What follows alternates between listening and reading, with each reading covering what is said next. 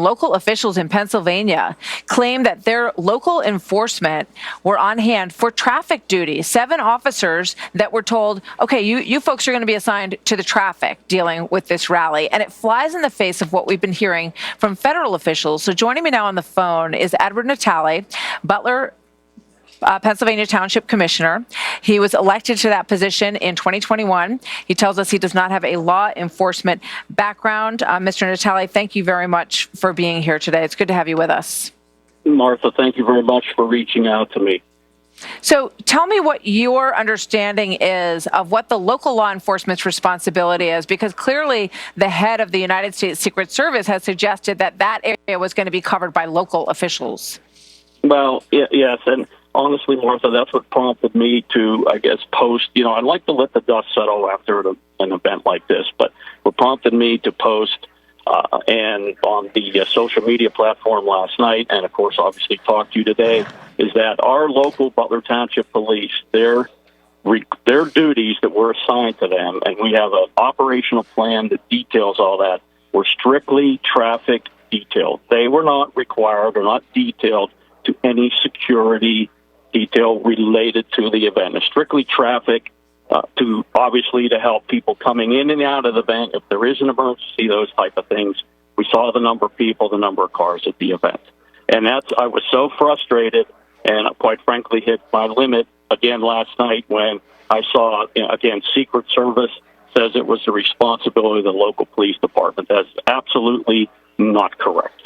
Yeah, the local police department is not the entity in charge of the safety and protection of a president or a former president. But once this started to happen, once this shooting began to unfold, the local officers did then try to assist, try to see if they could do anything, right? That is absolutely correct. Local officers that were in the general area, again, performing their assigned detail, once they had some information over there that was transferred to their comms, they went over to look for the suspect that was identified and were going around the building. In fact, you can see them on the video. One of the officers and people were pointing. He's up on the roof. Well, we had 2 officers. There was no ladder in the area. We had 2 I want to correct that. There was no ladder in that area, but 2 officers. One was lifting the other one up. I mean, you can see the pitch of the roof, which is not that steep. We can get to that in a few minutes.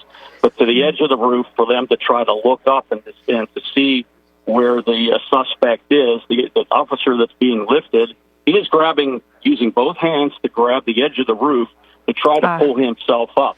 In that process, he exposes himself. The shooter turns and points his gun at him. Obviously, he is not in a position. He's pulling himself up with both hands to wield his gun. So obviously, he fell back. He actually, in the process of falling back, he ended up injuring himself. He was not retreating. If he was in a position to engage the shooter, he would have done so.